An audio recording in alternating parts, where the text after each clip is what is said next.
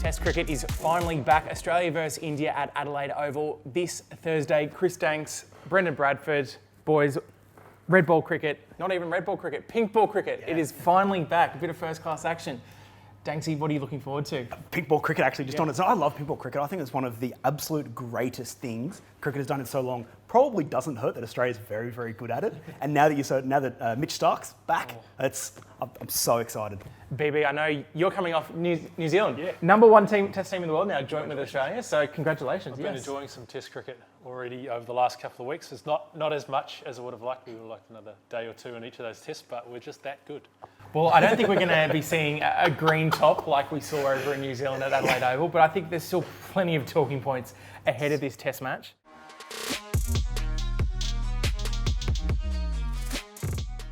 This opening position, I mean, a fortnight ago, I think we were pretty set on David Warner was going to be there and probably Will Pucovski, but maybe Joe Burns. Yes. Now it literally could be anyone. Sean Marsh has been talked about. Usman Khawaja has been talked about. Danksy, who opens? I really want it to be Sean Marsh, but I'm pretty sure that is a Twitter-led initiative. Like, it's not going to happen. 37, has played in 2 day-night tests at Adelaide, carved up in both of them. Like, his body of work's incredible, but it's just not going to happen. If someone like Brad Haddon and Brett Lee both coming out saying, yeah, nah, not happening, they know a little bit more than most, I'd say. Not going to happen. So what I'm hearing is he's got the runs on the board. There's an argument there. Huge argument. I'm going to just put it out there as well. It's like legitimately, it's only going to be this one test. Yeah, Warner will be back, Pucovski will be back.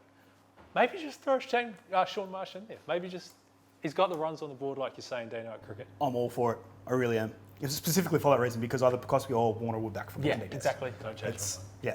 I'm stumping for Uzi. Really? Yeah, I'm going back for Khawaja. Okay. He's got a fantastic 90-something as an opener. Yeah. 40-odd in Test match cricket alone. He's very good in Australia. Something like 6 of his 8 centuries have come on home soil. And he has been good. Yeah. So that's Usman Khawaja. But then again, it's really only going to be for one test. Who's going to open with him? I've got to go Harris. Ooh. Yeah. Okay. I think those are the 2 guys. Like we say, like 2 weeks ago, we had our top 2 sort of locked in. Even when Warner went down, it was, okay, this is what we're going to do. Yep. And then the last 3 days, there's been updates every day of, no, that's not happening. This guy's out. So Harris, Khawaja, or Khawaja Harris. I'm going to spoil both of your parties because there will be no Marsh, there will be no Khawaja. If they were going to be brought into the team, I reckon they would have been called in by now, but unfortunately they have not. We saw Marcus Harris obviously brought into the side, and I agree with you, BB. I think he will definitely be one of the openers. And with that high score of 35. I mean, it's the leading score, so he has to get in there for all our openers. But as much as it pains me, I think there is a very high chance that they will pick Joe Burns for the first test because essentially in the squad that they have left in Adelaide who are fit, Harris and Burns are your only 2 openers, your only 2 definite openers. And any other choice, and you're sort of disrupting the rest of the team. Look, personally, I wouldn't pick him, mainly because I just think he's got no confidence at the moment. He's on the back of no runs. I think he's got like 5 runs in his last 4 or 5 innings or something ridiculous like that.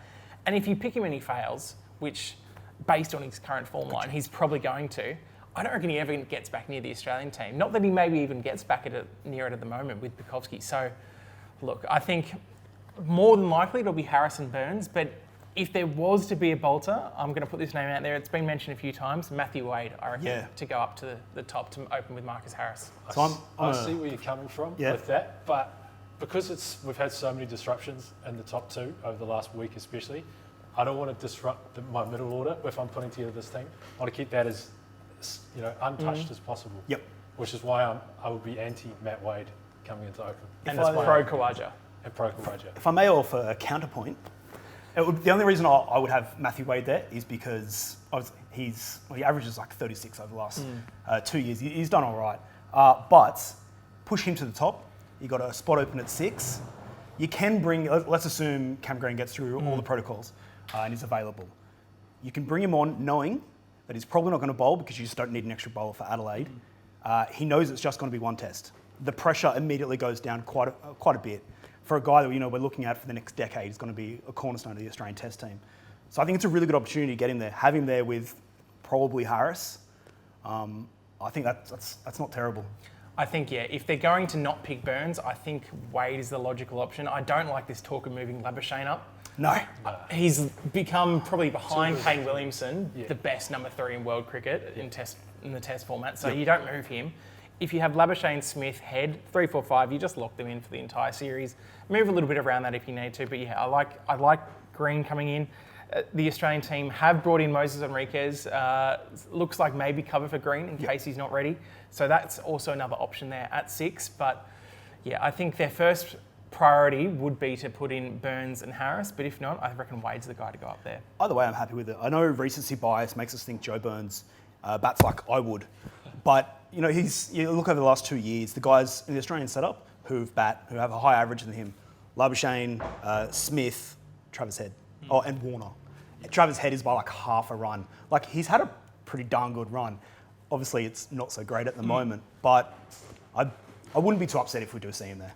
I just can't see him getting fit. I think it's borderline irresponsible to put him in a day-night pink ball test. Yeah. And the form he's in, just his headspace cannot be good. What I found... The way he got out the other day Yeah. at the SCG, you see him walking off. He's just in all sorts at the moment. It's a working safety issue. Well, I think what we've established is that even though Burns is a good bloke, we probably don't want to pick him. I think the good bloke only gets you so far in the Australian cricket team nowadays.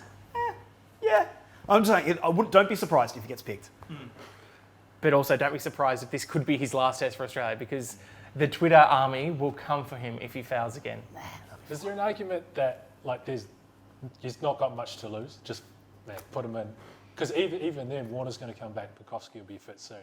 Maybe this is his last hurrah anyway, and he just swings the bat. The making of Joe Burns is what you're saying. The heroic 150. I like that.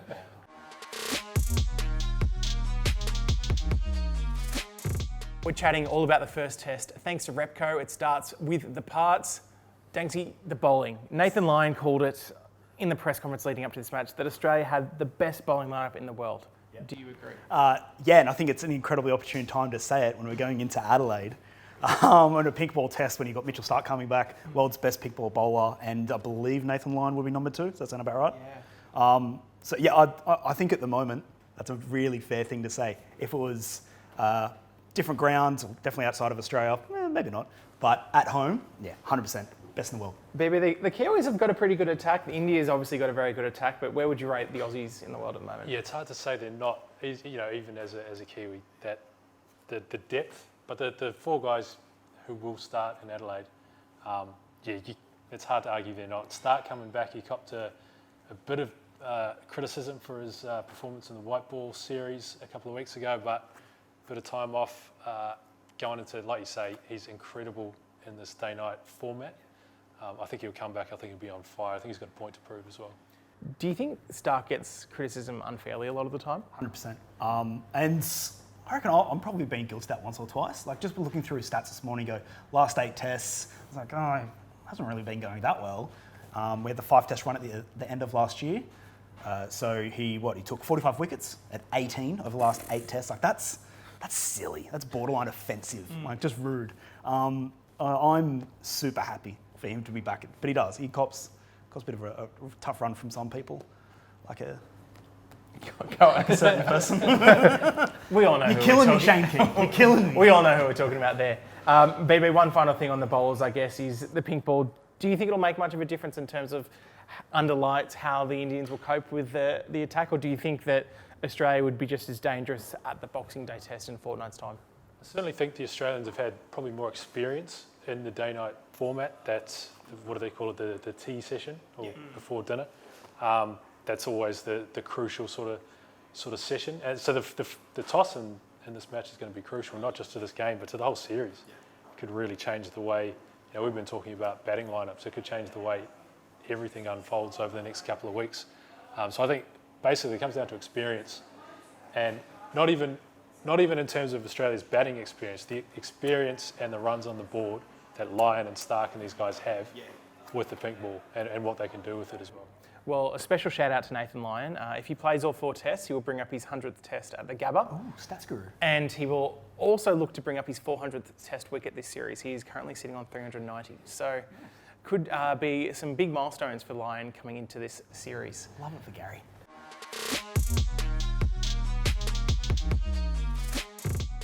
The next thing we have to look at is, of course, the Indian side. All the talk is, as usual, about Virat Kohli. He's only going to be playing this one Test in Adelaide. This is the only time we're going to be getting to see Virat Kohli in the whites this summer. Yep. Is that going to make a big difference? Well, I mean, it's Virat Kohli. So yeah, it will definitely make a difference. Yeah. How much? I don't know. India were pretty darn good the last time they were out here, and it wasn't all Virat Kohli. No, like so you had Michael Vaughan last week saying, if India lose the first Test, they're going to be whitewashed. I just don't see that happening. India are incredible and pretty darn good in Australian conditions. They're going to get wickets. I don't know if they'll get 20 wickets. That's probably the only thing. I reckon it will be a lot closer to being possibly 2 draws in this series rather than anyone whitewashing the other. I just don't see that happening. India's too good. Are you a bit the same, BB? Yeah, depth. The depth in that batting lineup from India. Obviously, Kohli's a massive loss, but they've known this is going to happen. They've known it for a while. If anything, it's a bit more pressure on Kohli. He's only got 1 Test. He'll want to put in a good performance. He'll want to get a win down in Adelaide. But I think the guys have got around him. Pujara, he was phenomenal last time out here, and I can't see that changing. He's the 2020 version of Rahul Dravid. Just nothing gets past him, So, like you say, I think high chance of a couple of draws. A lot of batting to be done. I think we kind of know what the Indian lineup's is going to look like. I think Agrawal will definitely be at the top of the order, and it was kind of a bat-off in the last tour match at the SCG between Prithvi Shaw and Shubmanam Gill. Gill's probably got the runs there, so likely they'll go with him based on, I guess, recency bias and form with the pink ball. Then you've got Pujara at 3. That's the big one. Like, you've got Pujara, Kohli, Rahane. And even though Smith and Labuschagne, that's an incredible sort of 3-4 there, if you put Pujara, Kohli and Rahane up against Smith, Labuschagne and Head, I think it's pretty even in the end there. Yeah, there's no one that you go clear winner. Yeah. Easily. I'm super interested to see what happens with the openers for England. For India. England as well. Let's see what they're doing. Selfishly, I'd kind of like to see Shaw open. Gill get his time. He'll be somewhere in the order. I just don't think he should open for me. But either way, like if you're having that discussion with those 2 guys, you're trying to decide between them, it's a hell of a place to be. And I think likely when Kohli goes that KL Rahul will probably be the guy who comes in for him. A bit of a experience there, a bit of leadership as well.